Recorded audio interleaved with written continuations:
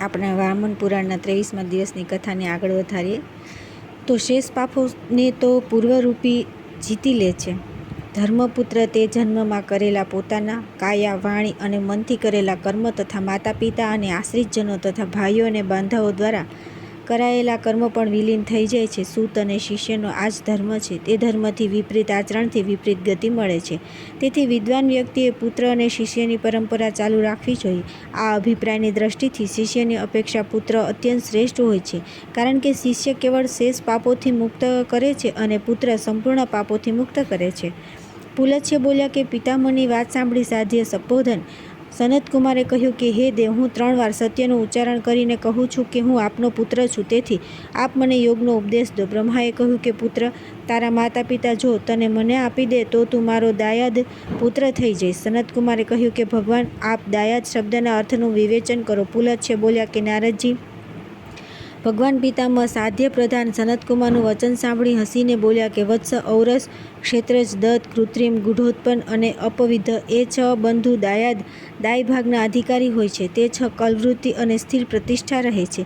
તે સિવાય કાનિન, સહોઢ, ક્રીત, પૌર્ણભવ, સ્વયંદત્ત અને પાર્શ્વ એ 6 દાયાદ બાંધવ કહેવામાં આવે છે. તેમના દ્વારા ઋણ અને પિંડ આદિનું કાર્ય થતું નથી. એ કેવળ નામધારી હોય છે. તે ગોત્ર અને કુળથી સંમત હોતા નથી. સનતકુમાર બોલ્યા કે બ્રહ્મણ, આપ એ સર્વનું વિશેષ લક્ષણ મને બતાવો. બ્રહ્મા બોલ્યા કે પુત્ર, પોતાના દ્વારા ઉત્પન્ન થયેલા પુત્રને ઔરસ કહેવાય છે. તે પોતાનું જ પ્રતિબિંબ છે. પતિ નપુંસક, ઉન્મત્ત કે વ્યસની હોવાથી તેની આજ્ઞાથી આનાતુરા કામવાસનાથી રહિત પત્ની જે પુત્ર ઉત્પન્ન કરે છે તેને ક્ષેત્રજ કહે છે. માતા પિતા જો બીજાને પોતાનો પુત્ર સોંપી દે તો તે દત્તક કહેવાય છે. શ્રેષ્ઠજન મિત્રના પુત્ર અને મિત્ર દ્વારા અપાયેલા પુત્રને કૃત્રિમ પુત્ર કહે છે. તે પુત્ર ગૂઢ હોય છે, જેના વિષયમાં એવું જ્ઞાન ન હોય કે ઘરમાં કોના દ્વારા તે ઉત્પન્ન થયો છે.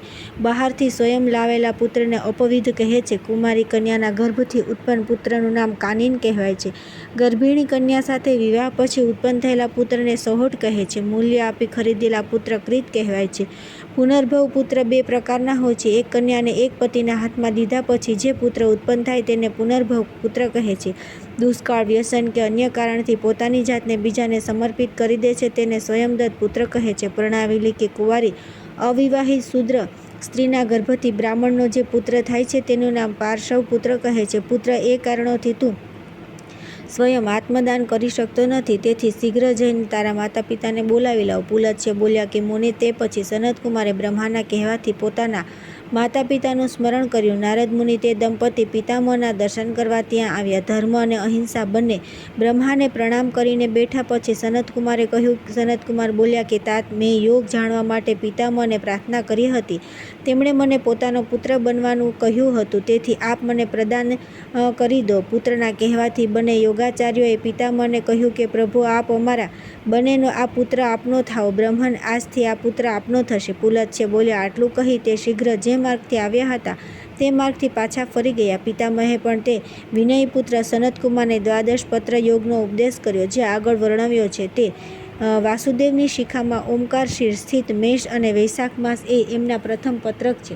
મુખમાં સ્થિત ન અક્ષર અને ત્યાં વિદ્યમાન વૃષ રાશિ તથા જ્યેષ્ઠ માસ એ દ્વિતીય પત્રક છે. બંને ભુજાઓમાં સ્થિત મો અક્ષર મિથુન રાશિ અને અષાઢ માસ એ તેમનું તૃતીય પત્રક છે. તેમના 2 નેત્રોમાં વિદ્યમાન ભ અક્ષર કર્ક રાશિ અને શ્રાવણ માસ એ ચતુર્થ પત્રક છે.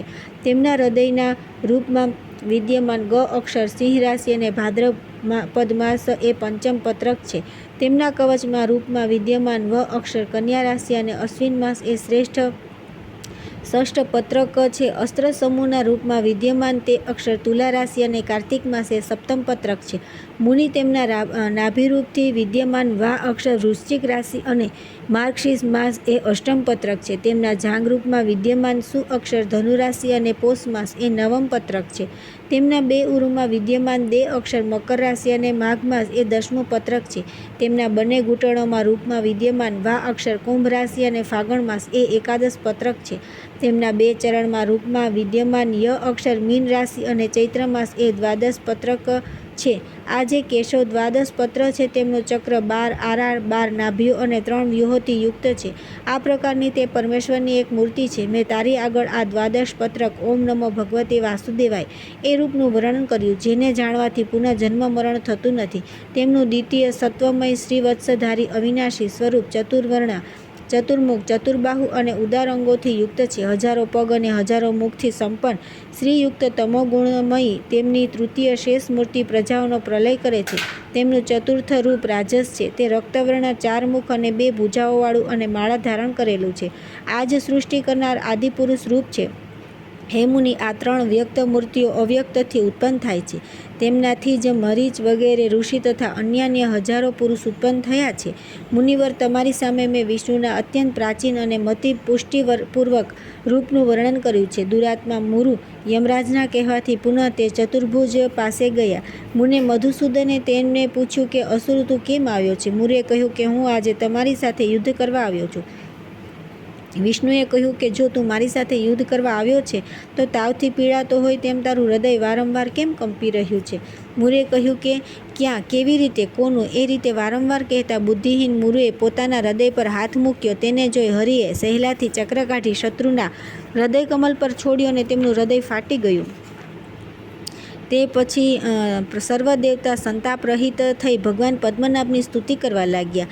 મેં તને તીક્ષ્ણ ચક્ર ધારણ કરનારા વિષ્ણુ દ્વારા કરાયેલા દૈત્યના વિનાશનું વર્ણન કર્યું. તેનાથી વિભુ નૃસિંહ મુરારી નામથી પ્રસિદ્ધ થયા. ત્યાર પછી આવે છે અધ્યાય 62મો, શિવનો તપ્તકૃચ્છ વ્રતનો ઉપદેશ. વિષ્ણુના હૃદયમાં શિવની સંસ્થિતિ, શુક્રને સંજીવની વિદ્યાની શિક્ષા, મંકણની કથા, સારસ્વત તીર્થનું મહાત્મય. પુલત્સ્ય બોલ્યા કે તે દેવોએ વિષ્ણુ ભવનમાં પહોંચી તેમને નમસ્કાર કર્યા પછી જગતના અશાંત થવાનું કારણ પૂછ્યું. ભગવાન વિષ્ણુએ કહ્યું કે આપણે સૌ શિવજી પાસે જઈએ. તે મહાજ્ઞાની છે. આ જગતની વ્યાકુળતાનું કારણ તે જાણવા હશે. પછી ઇન્દ્રાદિ દેવો ભગવાન જનાર્દનને આગળ કરી મંદાર પર્વત પર ગયા, પરંતુ ત્યાં તેમણે મહાદેવ, વૃષ, દેવી પાર્વતી, નંદી એમાંથી કોઈને જોયા નહીં. અજ્ઞાનના અંધારામાં પડેલા તેમણે પર્વતને દેવશૂન્ય જોયો. ભગવાન વિષ્ણુએ દેવોને કહ્યું કે તમે દેવતાઓનો અપરાધ કર્યો છે. તમે સ્વાર્થી છો. તમે મૃડાનીનો ગર્ભ નષ્ટ કરવાના કારણે મહાપાપગ્રસ્ત બન્યા છો. તેથી મહાદેવે તમારા જ્ઞાનનું હરણ કર્યું છે. તેથી તમે સામે ઊભેલા શંકરને જોઈ શકતા નથી. તેથી સર્વ લોકો વિશ્વાસની સાથે શરીરની પવિત્રતા અને દેવદર્શનની પ્રાપ્તિ માટે તપ્તકૃચ્છ વ્રત કરી પાવન બનીને સ્નાન કરો તથા મહાદેવને દૂધથી સ્નાન કરાવવા માટે 150 ઘડાનો પ્રયોગ કરો. તેમના અભિષેક માટે દહીંના 64, ઘીના 32, પંચગવ્યના શુદ્ધ 16 ઘડા, મધના 8 ઘડા, જળ સ્નાન 240 ઘડાથી કરવું. ત્યાર પછી 108 કોરોચન, કંકુ અને ચંદનનો લેપ કરવો. પછી ભક્તિથી મલય ચંદન લગાવવું. પૂરા ખીલેલા કમળો સહિત બિલ્વપત્ર, ધતુરાના ફૂલ તથા હરિચંદનથી તેમની અર્ચા કરવી.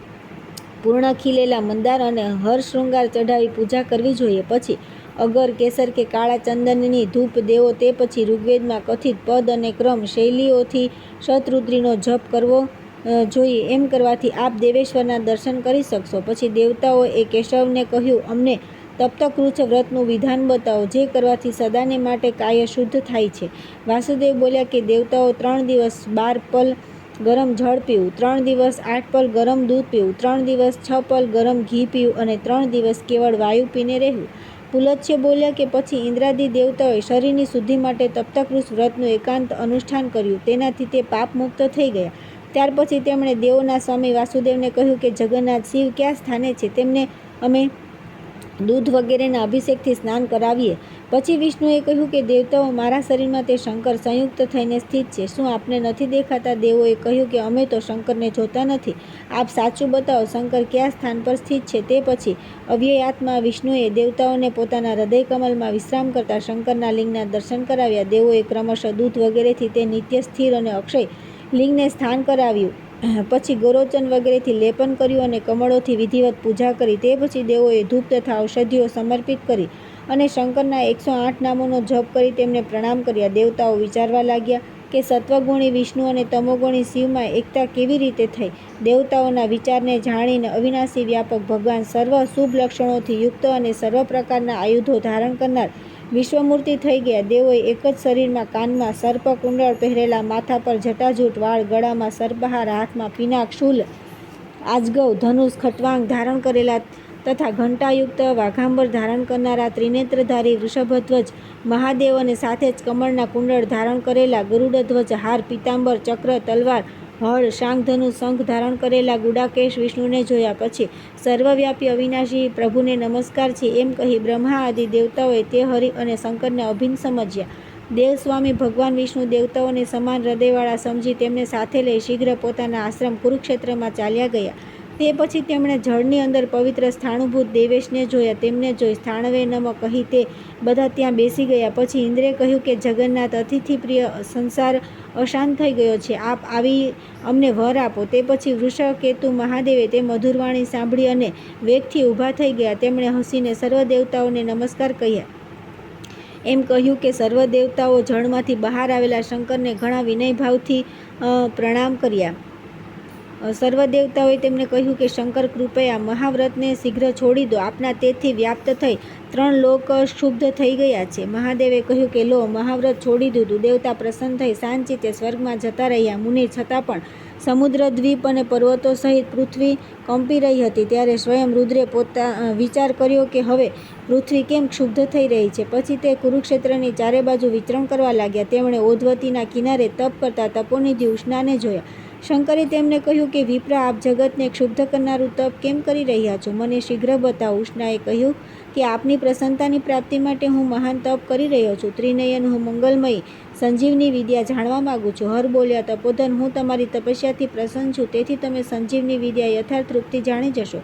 પુલત્સ્ય બોલ્યા કે ઉષ્ણા વર પામી તપસ્યાથી વિરત થયા, છતાં પણ સાગર, પર્વત, પૃથ્વી સર્વ કંપતા રહ્યા. તે પછી તેમણે મંકળ નામના મહર્ષિને નાચતા જોયા. તે બાળકની જેમ ભાવવિભોર થઈ બંને હાથ ફેલાવી વેગથી ઉછળી ઉછળીને નાચી રહ્યા હતા. તેમના ઉછળવાના વેગથી પૃથ્વી ઘણા જોરથી કંપી રહી હતી. શંકરે મંકળની પાસે જઈ તેમનો હાથ પકડી હસતા હસતા કહ્યું કે મહર્ષિ, સી ભાવનાથી પ્રભાવિત થઈને તથા કયા કારણથી આપ નાચી રહ્યા છો? આપ મારી પાસે આવી મને બતાવો કે આપને આ વિષયમાં કેમ સંતોષ છે. બ્રાહ્મણે કહ્યું કે દ્વિજેન્દ્ર, આજે મને જે કારણથી પ્રસન્નતા થઈ રહી છે તે સાંભળો. શરીરને દુર્બળ કરવા માટે તપસ્યા કરતાં કરતાં મારા અનેક વર્ષ વીતી ગયા. હવે હું જાણું છું કે મારા હાથના ઘાથી શાકરસ નીકળી રહ્યો છે. તે કારણથી મને ઘણો આનંદ મળી રહ્યો છે અને હું ભાવવિભોર થઈ નૃત્ય કરી રહ્યો છું. શંભુએ કહ્યું કે દ્વિજ, મને જુઓ. ચોટ કરવાથી જ મારી આંગળીઓમાં અત્યંત સ્વચ્છ સફેદ ભસ્મ નીકળી રહી છે, પરંતુ તેનાથી મને તો ઉત્કૃષ્ટ પ્રસન્નતા થતી નથી. આપ નિશ્ચય ઉન્મત્ત થઈ ગયા છો. પુલત્સ્ય બોલ્યા કે મહર્ષિ શંકરની વાત સાંભળી અને એને માનીને માંકડ મુનિએ નૃત્ય કરવાનું છોડી દીધું અને આશ્ચર્ય સહિત તથા વિનમ્ર ભાવથી ઝૂકીને તેમના ચરણોમાં પ્રણામ કર્યા. શંભુએ તેને કહ્યું કે દ્વિજ, તમે અવિનાશી બ્રહ્માના દુર્ગમ લોકમાં જાઓ અને આ શ્રેષ્ઠ તીર્થ પૃથુદક તીર્થની માફક પૃથ્વીમાં ફળ દેનારું પ્રસિદ્ધ થશે. સૂર, અસુર, ગંધર્વ, વિદ્યાધર અને કિન્નરો સદા અહીં ઉપસ્થિત રહેશે. આ શ્રેષ્ઠ સારસ્વત તીર્થ સદા ધર્મનું નિધાન અને પાપનું હરણ કરનારું થશે. અહીં સુપ્રભા, કંચનાક્ષી, સુવેણુ, વિમલોદકા, મનોહરા, આધવતી, વિશાલા, સરસ્વતી નામની નદીઓ નિત્ય નિવાસ કરશે. તે બધી પુણ્યપ્રદાયિની નદીઓ યજ્ઞીય સોમરસ પીવાથી મળતા ફળને આપનારી છે. તમે પણ કુરુક્ષેત્રમાં અત્યંત ઉત્તમ મૂર્તિ સ્થાપિત કરી પરમ પવિત્ર સુદુર્ગમ બ્રહ્મલોકમાં જશો. પછી મંકણ ઋષિ કુરુક્ષેત્રમાં મૂર્તિ સ્થાપિત કરી બ્રહ્મલોકમાં ચાલ્યા ગયા. મંકણ ઋષિના ચાલ્યા ગયા પછી પૃથ્વી શાંત થઈ ગઈ. મહાદેવ પણ પોતાના પવિત્ર નિવાસસ્થાન મંદાર પર્વત પર ચાલ્યા ગયા. દ્વિજ, મેં તમને એ બતાવ્યું તે સમયે તપસ્યા માટે શંકરના જવાથી શૂન્ય પર્વત પર શંકરની ઉપસ્થિતિ વિનાના પર્વત પર જઈને દુષ્ટમતી અંધકે જે કારણથી દેવી સાથે યુદ્ધ કર્યું. ત્યાર પછી આવે છે અધ્યાય 63, અંધકાસુરનો પ્રસંગ, દંડકાખ્યાન, ચિત્રાંગદનું વૃત્તાંત. નારદ બોલ્યા કે મુનિ, અંધક દાનવે પાતાળમાં જઈને શું કર્યું? શંકરે મંદાર પર્વત પર રહીને જે કાર્ય કર્યું તે પણ બતાવ. પુલત્સ્ય બોલ્યા કે બ્રહ્મણ પાતાળમાં રહેતો અંધક કામાગ્નિથી દુઃખી થઈ ગયો. તેનું શરીર સંતપ્ત થવા લાગ્યું. તેણે સર્વ દાનવોને કહ્યું કે દાનવો, જે આ પર્વત પુત્રીને શીઘ્ર મારી પાસે લાવી દે તે જ મારો મિત્ર, બંધુ, ભાઈ અને પિતા છે. તે સાંભળી પ્રહલાદે ગંભીર શબ્દમાં કહ્યું કે વીર, એ તો ગિરિજા છે. તે ધર્મથી તમારી માતા છે અને ત્રિલોચન શંકર તમારા પિતા છે. તેનું કારણ તમે સાંભળો. હે દાનવ, પહેલાંના સમયમાં ધર્મમાં સદા તત્પર રહેનારા તમારા પુત્રહીન પિતાએ પુત્રની કામનાથી મહાદેવની આરાધના કરી હતી. શંકરે તેમને અંધ પુત્ર આપ્યો અને કહ્યું કે હિરણાક્ષ, એકવાર હું યોગમાં સ્થિત હતો ત્યારે ઉમાએ પરિહાસ માટે મારા ત્રણેય નેત્રો બંધ કરી દીધા હતા. તે પછી અંધકાસુર સ્વરૂપ તમ ઉત્પન્ન થયું. તે તમાંથી કાળા મેઘ સમાન શબ્દ કરનારું એક પ્રાણી પેદા થયું. દૈત્ય, તું તેને ગ્રહણ કર. તે તમારા માટે યોગ્ય પુત્ર છે. પરંતુ એ અધમ જ્યારે સંસારના વિરોધમાં બુરું કર્મ કરશે તથા ત્રૈલોક્યજનની ઈચ્છા કરશે અથવા અસુરોને મોકલી જ્યારે તે વિપ્રોનો વધ કરાવશે, ત્યારે હું સ્વયં તેની શરીરની શુદ્ધિ કરીશ. એમ કહી શંભુ મંદરાચલ પર ચાલ્યા ગયા અને તમારા પિતા તમને લઈને રસાતલમાં ચાલ્યા આવ્યા. આ કારણથી શૈલપુત્રી, તમારી માતા અને સમસ્ત જગતના ગુરુ શંભુ નિશ્ચય તમારા પિતા છે. તમે પણ તપસ્યા કરનારા અને શાસ્ત્રજ્ઞ, જ્ઞાતા તથા અલૌકિક ગુણોથી ભૂષિત છો. તેથી આપ જેવા પુરુષે આ પ્રકારના પાપ કરવામાં મનથી પણ વિચાર ન કરવો જોઈએ. એ દેવતાઓને કષ્ટ દેનારા, ત્રણેય લોક પર શાસન કરનારા અને સૌથી વંદિત અવ્યક્ત ભગવાન શંકર સર્વથા અજય છે. પાર્વતી તેમની ભાર્યા છે. તમે તેમને યોગ્ય પણ નથી, અસમર્થ પણ નથી. ગણો સહિત શંકરને જીત્યા વિના ગિરિરાજની કન્યાઓ તમારા માટે દુર્લભ છે. શૂલપાણી, શંકરને તે જ જીતી શકે છે જે પોતાની ભુજાઓથી સમુદ્રને પાર કરી દે છે અને સૂર્યને પૃથ્વી પર પાડી દે છે અથવા મેરુ પર્વતને ઉખાડી નાખે છે. ઉપરોક્ત સર્વ કાર્ય મનુષ્ય ભલે બળથી કરી લે, પરંતુ શંકરને જીતી નહીં શકાય. તે મેં સત્ય કહી દીધું છે. દૈત્ય, શું તમે એ સાંભળ્યું નથી કે પરસ્ત્રીની અભિલાષા કરનારો દંડ નામનો મૂર્ખ રાજા પોતાના રાષ્ટ્ર સાથે વિનિષ્ટ થઈ ગયો હતો? સાંભળો. પ્રાચીન કાળમાં પ્રચુર સેના અને વાહનોથી સજ્જ દંડ નામનો એક રાજા હતો. તેણે શુક્રાચાર્યને પોતાના પુરોહિત બનાવ્યા હતા. તેમની નિશ્રામાં તેણે વિવિધ યજ્ઞો કર્યા હતા.